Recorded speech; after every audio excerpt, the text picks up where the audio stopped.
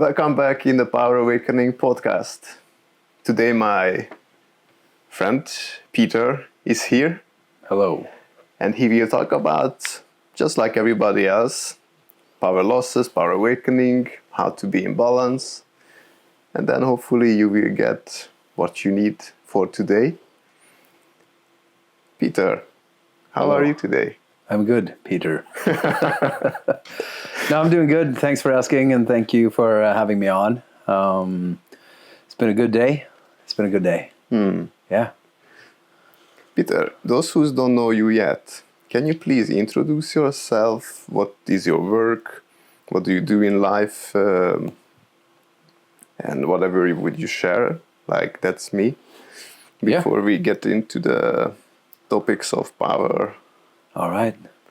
Yeah, I'm Peter, 37 years old, living in Oslo. And I'm a professional mental coach. I work in identity, or I specialize in identity structures and how people become the people that they are, and how emotions are constructed, and how former life experiences are creating emotions in us, and it's creating our sense of belonging and where we can go from there.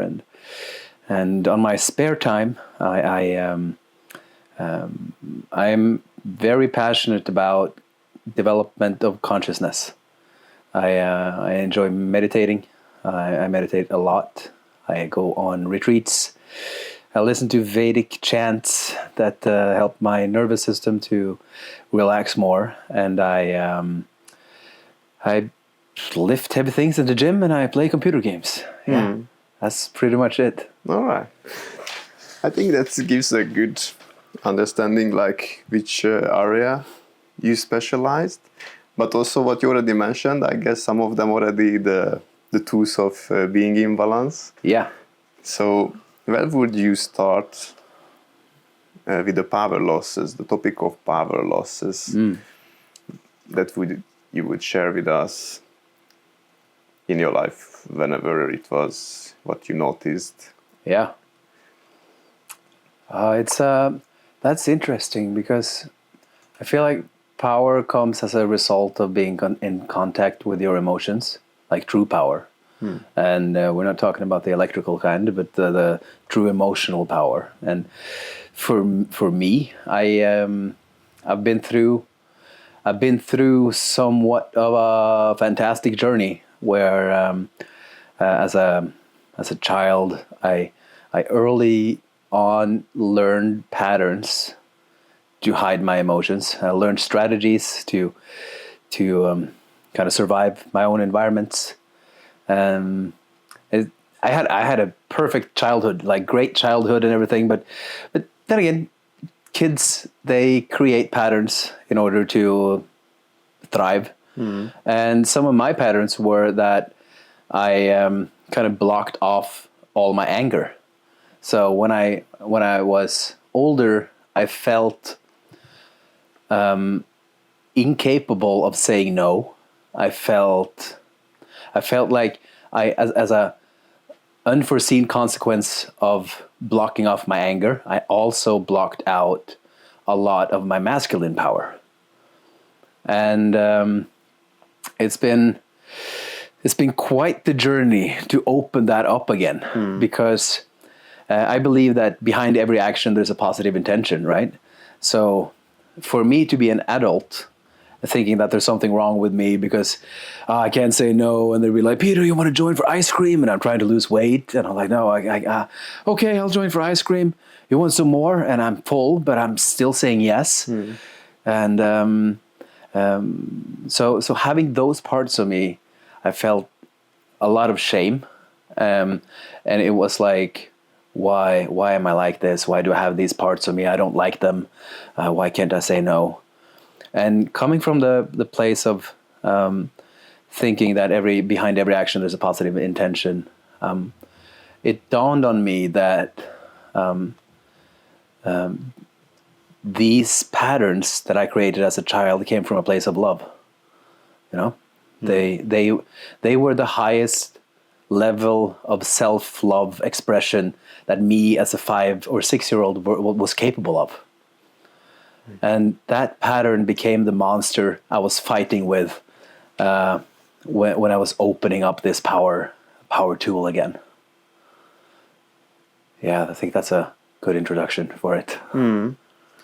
Wow, that's a very good, because I think many people have similar experience. Yeah. Because in childhood, we just get everything from the environment, and then if we are lucky, we have some actions like unconsciously to save us. And then later on, if we are also lucky, we get aware of these things that affecting the present moment. So basically, when I do this inner work and workshops, and people come with struggles, I used to say that if you notice your weak points or the points of power losses, that's already the best thing you can do, identifying it. Because if you overcome of all of this, you will have basically power back. Yes. Plus you can live a more fulfilled life. Yes. Because there is no more blockages in life to live happy, basically. Yes. I think that's what I felt, because you and I met when I attended one of your seminars. I think it was a couple of years ago. And I could kind of, I felt, because I was in my journey of awakening this power again, but I wasn't sure on how to do it. I knew that there was some primal instincts in me that I just wanted to get out and like, and so in your seminar we did the haka, we were screaming, and it felt so empowering. And I think you created this safe arena where I could feel some of those perspectives on anger, and it wasn't scary. It was calm, reaffirming, and assuring, and it felt like after that it felt like something opened up again, and that's what I've been feeling a lot too. Like I feel like I regained my power about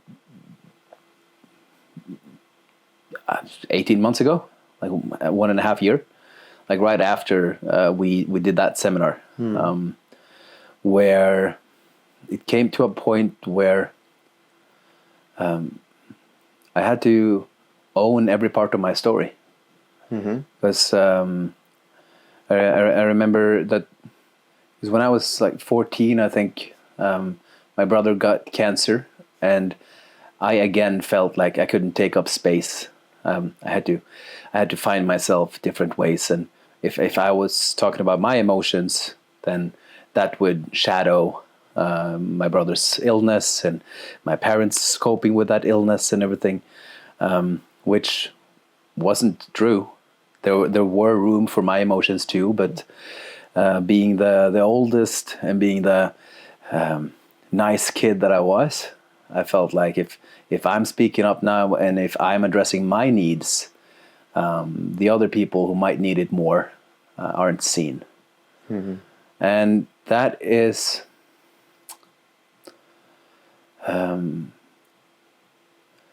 and it's just fascinating, because I haven't thought a lot about this before, but the you know, the scale of like, I want to keep my family safe. I want to keep them protected. I don't want to take up too much space because that can bother them. And the scale is going in the wrong direction, because if I say yes to them, I might implicitly, unconsciously say no to me. And I think that's what I did. And I think that's what a lot of people do. And I see it a lot in my own clients. They do the same thing as I've been doing, where they blame themselves for certain aspects of their personality, and they blame themselves for losing their power. and failing to address the positive intention of where this behavior came from in the first place, because it came from love.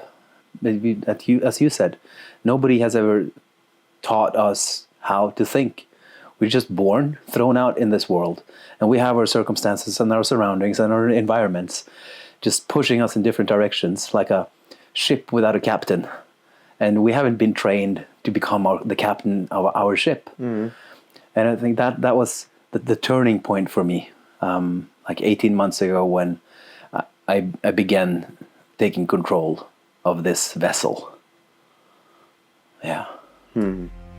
Hello, my name is Peter Valderhaug, and I have a background in leadership and organizational psychology.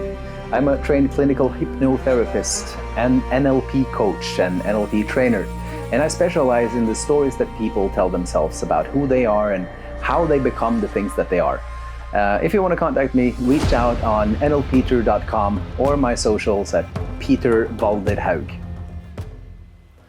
It feels like when you mentioned this own boat that we manage life, is like we're getting out from the family. We have a boat, which is, have some holes and stuff, and it's not so pleasant to be inside.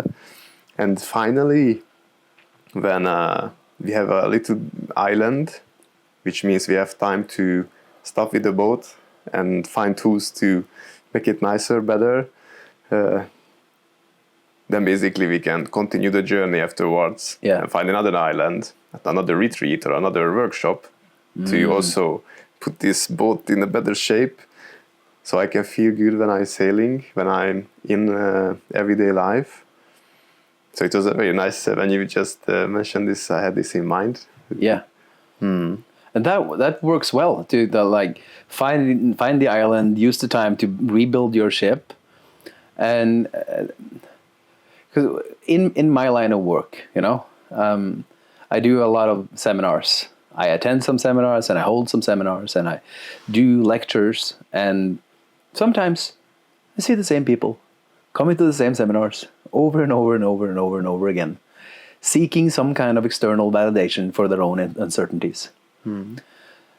And I think we need to learn, at least I needed to learn, that my ship can be fixed while I'm still sailing on the ocean. I don't necessarily need that island. I don't need to go to the seminar. What I need to do is to sit down, relax, and begin searching for let's say the ocean that the ship is sailing on. Let's continue using that. And let's land on the island, but let's have the island be inside of us. I need to explore the oceans of myself and figure out what is actually in me. Because when I'm speaking right now, I'm visualizing this circle like this, and this circle is like a pie chart where I might have this large slice of a pie, and this is everything that I have explored with myself, and the rest is my unconscious me. And people are so often, me included, looking externally for the things that will help them open up internally, which may work for some, but what worked for me was to learn how to explore myself. And I'm not meaning like physically exploring myself, but going on, call it meditative, going into meditative states in me, and really understanding that there is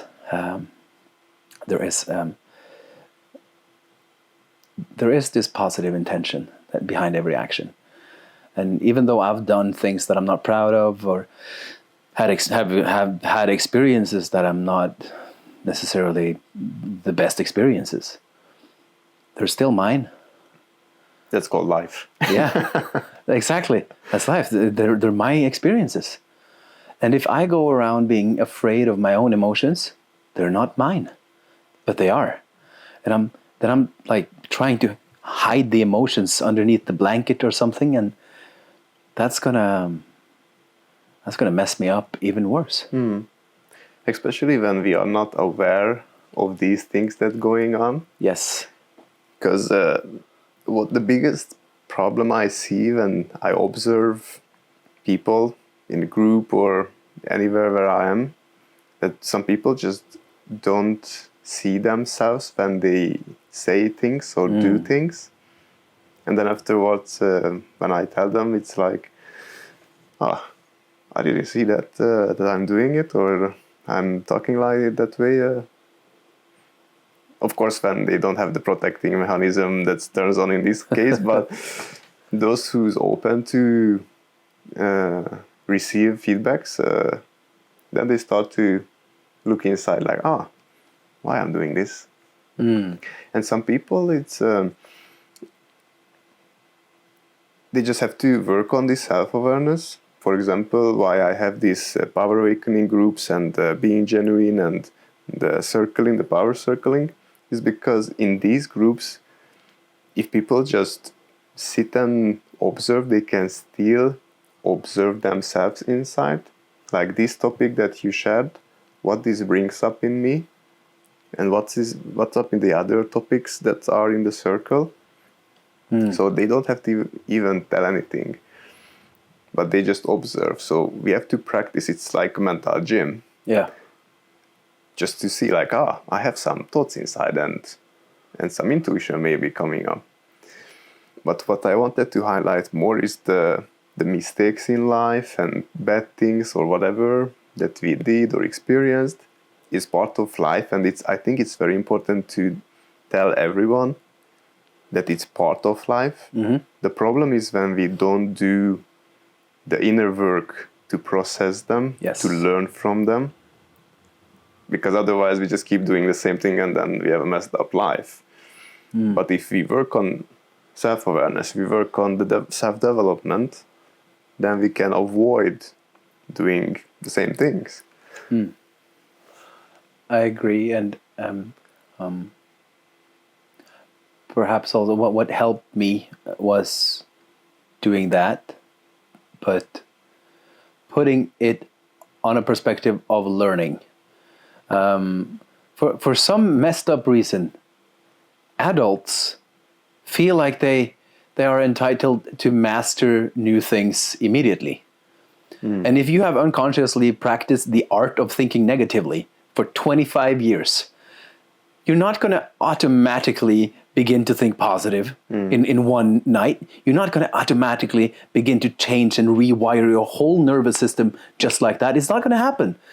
And there was this Norwegian stand-up comedian that used a great example. I don't remember his name, but he was like, do you remember how many times you tried to walk before you actually were able to walk when you were a child? Thousands of times. Imagine if your parents were like, you tried once, maybe not, maybe that's not going to work out for you, and you've tried 3 times and you still fail, and your parents are like, well, I guess you're going to be crawling for the rest of your life. No walking for you. It's ridiculous. But we've forgotten how much effort it actually takes to learn something new. And that's what I think keeps people from reaching their power. Because they go out and they try new things. And they get some feedback, and that feedback might be painful. Because they've learned strategies to avoid pain. They've learned strategies that are like, this is my comfort zone. This is me. And inside of this comfort zone, this is my ocean. Here I am safe. And then someone like you comes along with a great seminar. And then they're like, I'm feeling like this is me, but I'm feeling these emotions right here. I'm not sure if I like this. And if they dare to be curious about their own self, and they dare to look at everything and look at life from a learning perspective, you say it's a part of life, and it is. And everything is learning. There are no mistakes. It's just learning. You learn new things.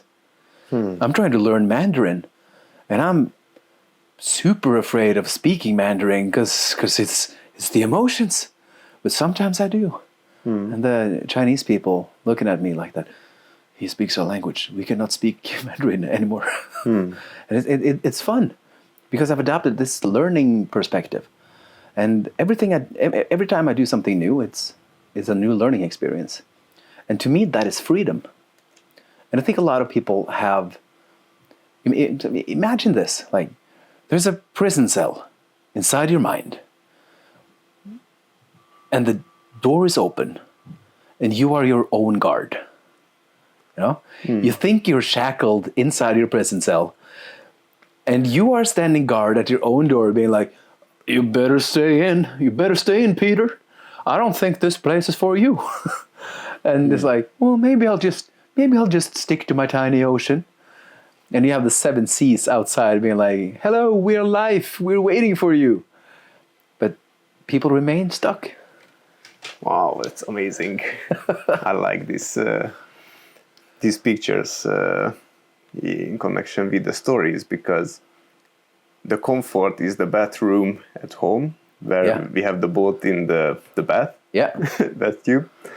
And then when that's how we feel comfort. Like, oh, no, nothing can hurt me. Yeah. Here's the 4 wall around me. I'm safe now. No waves, no other ships and stuff.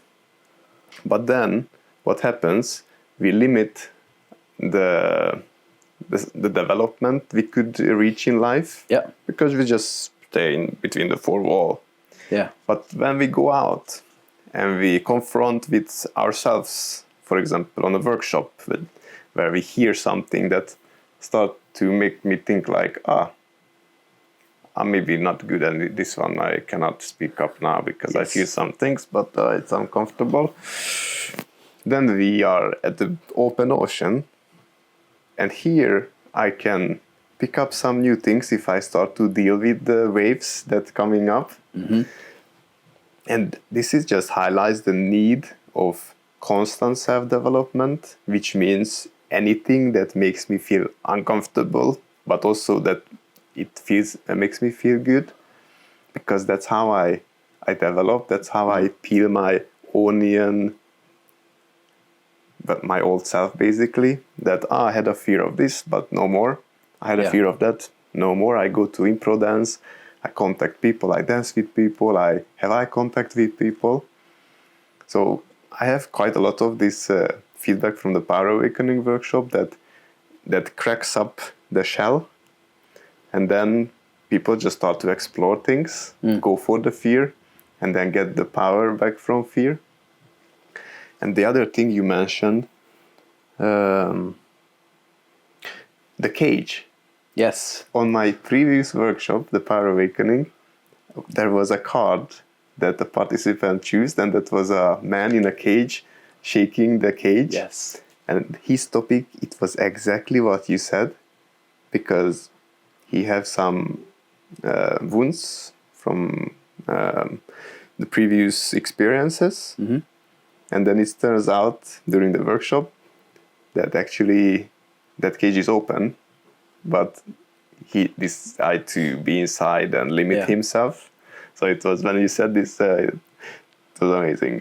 Just came up that it's an actual problem, that people think inside that I cannot do something, I cannot say something. No, we can't do anything.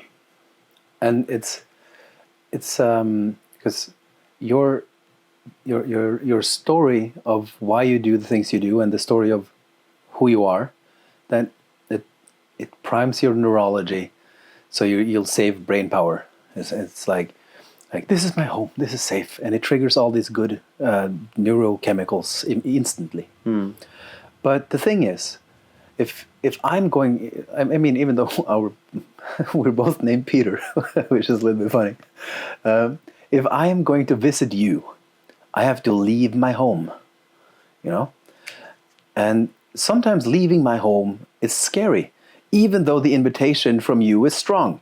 So, and in life, it's the same. If I want to explore my power and get over here, and like I want to be here and feel powerful, okay, what do I need to leave behind in order to feel this power? And for me, I had to leave behind a few uncertainties. I had to leave behind a bunch of things that I didn't like, but the enemy you know is better than the enemy you don't know. So I had to leave behind all of the things that I didn't like and the comfort I gained from having them. Because I could feel them, and I knew how that discomfort felt. I knew it was familiar, and familiar is safe. So my neurology was primed for this safety feeling, and I had to break free from that and accept that if I'm bungee jumping, it's going to feel like a free fall, but the power is over here. And I think what gave me the last and final push I needed to just be in this power zone. Oh, that's a cool word. Welcome to the power zone. It's a very cool word. And I went on stage in November last year with this guy, Julien Blanc. And he had me on stage talking about my deepest, most hurtful moments. And we did some inner child work on stage. I felt some energy leaving my eyes. Yeah, my biggest fear right now is taking off my t-shirt and showing off my body because I don't like my body. And it was like, well, take it off then. And I was like, I don't want to take this shit off.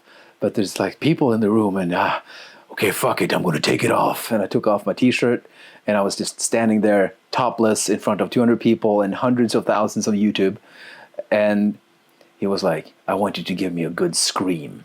And I remember I began screaming like like we did in Power Awakening, like the deepest Viking scream ever. And then I get the whole room standing up and everybody was screaming. I was like, we're gonna raid England, board the boats. And we're screaming our lungs out. And all of the guys, they took up the t-shirts and it just felt amazing. So what I did there, I faced my deepest, most personal, vulnerable insecurities in front of other people, and I turned it around to a positive. Because I got the constant feedback and seeing that nobody gave a fuck about how my body looked like. And the comments on YouTube afterwards, they don't give a shit. They saw authenticity. They saw a real dude with real emotions, feeling real power on stage. And I think that was the final moment that just turned it all around. And because daring to put my deepest, most personal uncertainties out in the open made the uncertainties less personal and less of my own and more of just it's out there. Because shit that is in your box is going to be in your box until you open up the box and be like, oh, there's shit in there. I'm going to take it out and give it to the world. And then you have an empty box and you can fill it with whatever you want. Yeah, I got a little carried away there. I was like, I was back on stage, bro. It's so good that you mentioned this because that's what during Power Awakening, it's part of the Power Awakening ritual. Then we speak about imagine a fear that you will go for it, whatever is it, and get the power out of it. So what you just mentioned is Yes. there was this big fear that you decided, with the big fear, you are in a cage, and then you decided to just open the cage because it's anyway it's not locked, and then come out and feel like, yes, I'm free, I'm not in the cage. I remember you said that because I said, it's scary to do this and this, and I think you asked me, what's on the other side of that fear? And it took some time to actually dare to feel it. But man, it feels good. It feels good to be free. And I hope people who watches this can get some takeaways from it. I hope so. Yeah, and actually your journey is a good example of doing the inner work constantly, plus having all these tools that you teach also. Yeah.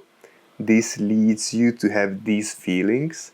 It's not one seminar, it's not one retreat.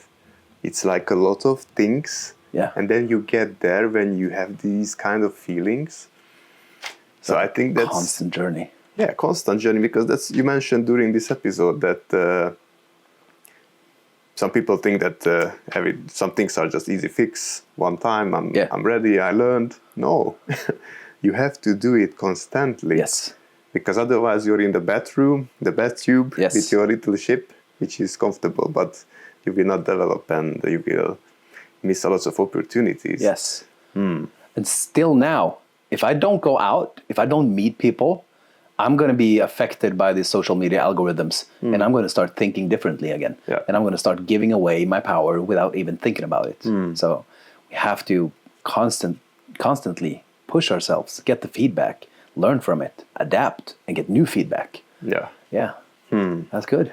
I think it was a very good first episode. So hopefully everybody will listen to the next one, because there is much more in this conversation. Thank you very much, Peter. Thank you, man. Thank you for having me. And see you soon. Perfect.